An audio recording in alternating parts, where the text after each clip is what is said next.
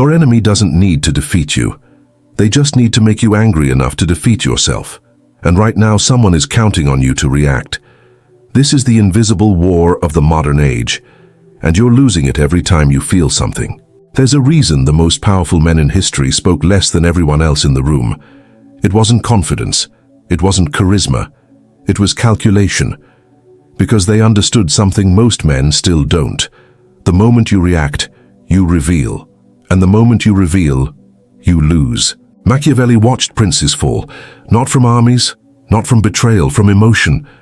One insult, one moment of pride, one burst of anger, and decades of strategy collapsed in seconds. He realized the truth. Power isn't taken, it's leaked. Through every outburst, every defense, every need to be understood. Modern society has weaponized this ancient weakness. They don't control you with force anymore.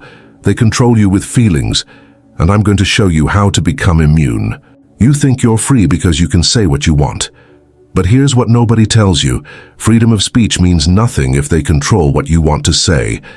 Every algorithm knows your triggers. Every headline is engineered for your outrage. Every notification is a test of your self-control. And you're failing it multiple times per day. Look at your screen time. Look at how many times you've argued with strangers today. That's not expression, that's obedience. You're performing exactly as predicted. Click, scroll, rage, repeat. And somewhere, someone is profiting from your emotional reflex. Your anger has a price per click. Your fear has a subscription model. Your validation has a follow button. Machiavelli wrote that men judge generally more by the eye than by the hand. Translation: people don't respond to reality. They respond to how reality makes them feel. That's why every power structure, from governments to tech companies, speaks the same language. Emotion, they don't need to convince you with facts, they just need to trigger the right feeling, and you'll convince yourself. Fear makes you compliant. Anger makes you distracted. Hope makes you patient with their lies, and pride makes you defend their narratives like they're your own. Right now, your emotional state is being traded like currency. You're not the customer, you're the product. And the product is your predictability, because once they know what makes you feel, they know how to make you move. That's the invisible leash of the digital age. Not censorship, not force, emotional dependency. So here's the first protocol rule. If you react, you're being played. If you respond, you're playing the game. There's a difference. Reacting is automatic. Responding is strategic. And the space between those two? That's where power lives. Now let's talk about your biology, because here's the uncomfortable truth. Your greatest weakness isn't external. It's the 200,000-year-old operating system running inside your skull. Your brain was designed for a world that no longer exists. A world where threats were physical, where fear meant run, where anger meant fight. But modern threats aren't lions. They're words, rejections, opinions, status games. Yet your body still floods you with the same chemicals. Cortisol, adrenaline, the fight or flight cascade. Your vision narrows, your judgment disappears, your pulse races. And while your body prepares for a battle that isn't coming, your enemy is watching you destroy yourself. Every manipulator knows this biology. They don't need to overpower you, they just need to trigger you. Say the right word, press the right button, and your body does the rest. You'll say something you regret, you'll reveal something personal, you'll make a decision that benefits them, not you. All because you couldn't pause between stimulus and response. Machiavelli said the wise man does at once what the fool does finally. But here's the deeper meaning. The wise man acts when his biology is quiet. The fool acts when his biology is screaming. Psychologists confirm what Machiavelli practiced. Your mind has two systems. System 1 is fast, emotional, reactive, the animal. System 2 is slow, rational, calculating, the strategist. Most men live and die in System 1. They feel, they act, they regret, repeat. But the men who rise, they pause. They feel the emotion. They acknowledge it. They watch it like a storm from a distance. Then they ask, who benefits if I show this? That single question separates kings from peasants. So here's protocol rule number 2. Emotion is information, not instruction. Your anger isn't telling you to act. It's telling you where you're vulnerable. Your fear isn't telling you to run. It's telling you what you value. Learn to translate instead of obey. Now I want to talk about why silence is the most powerful weapon you possess. There's a reason interrogators hate silent suspects. There's a reason salesmen panic when you don't speak. There's a reason manipulators call you cold when you stop reacting. Because silence breaks their system. They're trained to read emotion, to exploit reaction, to feed on your need to explain yourself. But when you give them nothing, they lose their grip. Silence isn't passive, it's psychological warfare. Here's what happens when you stay quiet while someone's trying to provoke you. They escalate, they insult harder, they question louder, they demand a response, and every escalation reveals more about them than you. Their insecurity, their desperation, their need for control. You become a mirror, and they can't stand what they see. Machiavelli understood this in negotiation. The prince who speaks first loses first, because the one who talks is the one who needs something, and need is weakness made visible. In any room, one person sets the emotional frequency, and it's almost always the calmest one, not the loudest, not the most charismatic, the most composed. Think about it. When everyone's panicking and one person stays still, who do they look at? When everyone's arguing and one person stays quiet, who holds the power? Calmness is gravity. It doesn't pull with force, it pulls with presence. So here's protocol rule number 3. The man who controls the room's temperature controls the room. You don't do this by dominating, you do it by refusing to be dominated, by staying 1 degree cooler than everyone else, by moving 1 second slower than they expect. Let me show you how to actually build this, because you can't just decide to be detached, you have to train it like a muscle. In repetition. Step 1, name it. When emotion rises, label it. I'm feeling anger, I'm noticing fear, I'm experiencing pride. This simple act creates distance. You're no longer in the emotion, you're observing it. Studies show this lowers amygdala activity. The brain's panic button gets quieter. Machiavelli didn't have neuroscience, but he knew. The man who can name his state can control his state. Step 2, delay it. Every emotion wants an outlet, a word, a text, a reaction. Deny it. Once, then twice, then again. You'll feel tension in your chest, pressure in your throat. That's the old self dying, the silence that follows. That's sovereignty being born. Step 3, redirect it. Emotion is energy. Raw energy becomes chaos.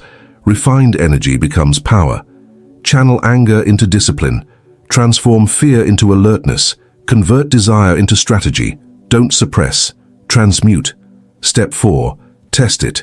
Put yourself in controlled friction, cold showers, uncomfortable conversations, delayed gratification.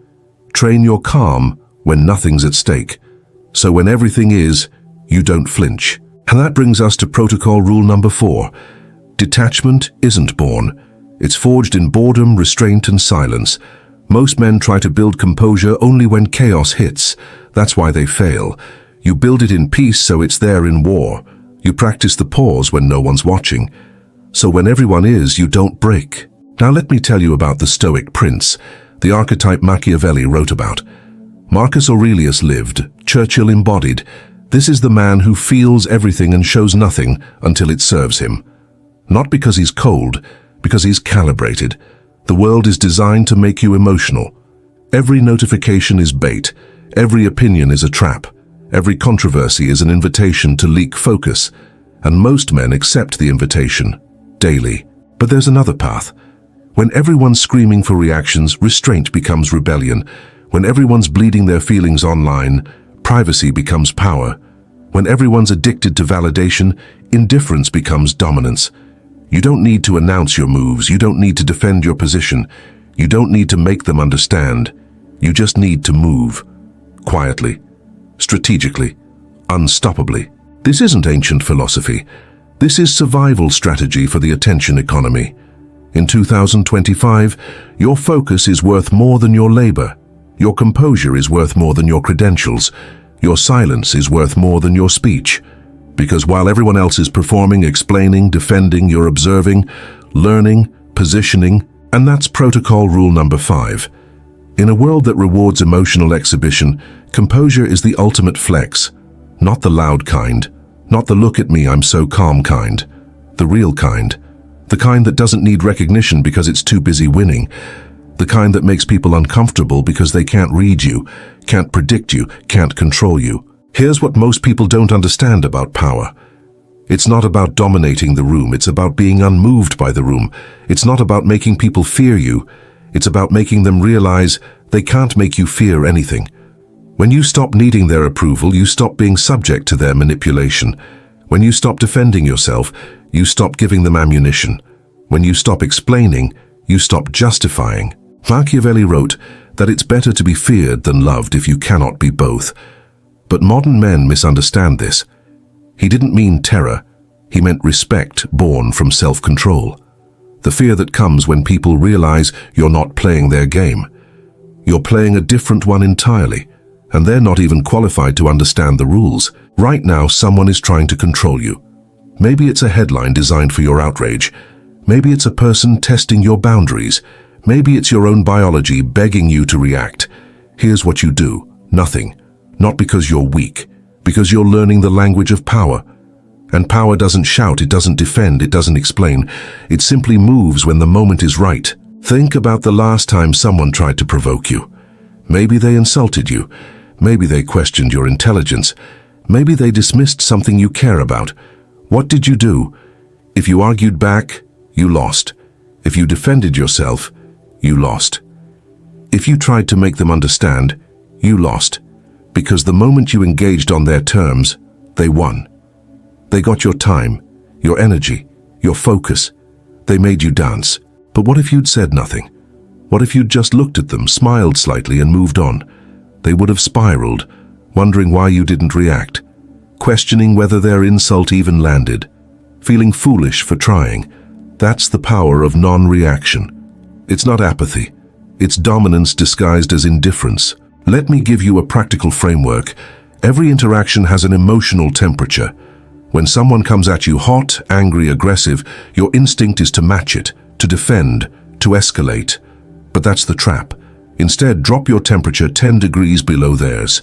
They're yelling, you whisper, they're insulting, you pause, they're demanding, you delay. This breaks their rhythm. They're expecting a fight, you're giving them a void. And voids are terrifying, because people project onto them. They'll start questioning themselves, wondering if they misread you, feeling exposed by your stillness. That's when you've won. Not by overpowering them, by refusing to play. This works in business, in relationships, in any negotiation. The person who needs the outcome less controls the outcome more. Here's something else Machiavelli understood. People respect mystery more than transparency. In our age of oversharing, everyone's an open book. They post their feelings, their location, their opinions, their breakfast, and in doing so, they become predictable, boring, controllable. But the man who shares nothing, he becomes a question mark, and question marks command attention. You don't need to tell people your plans. You don't need to announce your goals. You don't need to justify your choices. Just move, execute, then let the results speak. There's a reason Special Forces operators don't post their missions on social media. There's a reason billionaires don't live stream their strategy meetings. Silence protects. Silence concentrates power. Silence compounds advantage. Now I want you to do something. For the next 48 hours, practice the silence protocol. No social media arguments, no defending yourself to people who don't matter, no explaining your decisions, no reacting to provocations. Just observe. Watch how many times you're tempted to speak, to react, to prove something. And every time that urge comes, breathe, count to 5, and choose silence. You'll feel uncomfortable. That's your ego dying. You'll feel like you're losing. That's your old programming. But what you're actually doing is reclaiming power, because every moment you don't react, you're training sovereignty. Every moment you don't explain, you're building mystery. Every moment you don't defend, you're demonstrating confidence. And here's what will happen. People will start treating you differently. They'll test you less, they'll respect you more, they'll wonder what changed. But you won't tell them, because the protocol isn't something you announce. It's something you embody.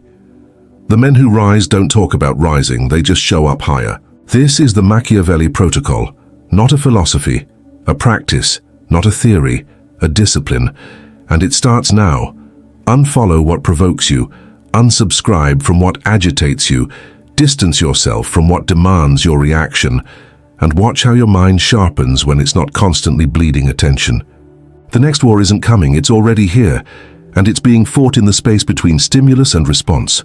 Most men lose this war hourly, but you won't, because you've learned the rules. Stay silent, stay sharp, stay sovereign. That's the protocol. If you're ready to take these strategies beyond theory, check the pinned comment. The link I left there is the next step to becoming truly untouchable.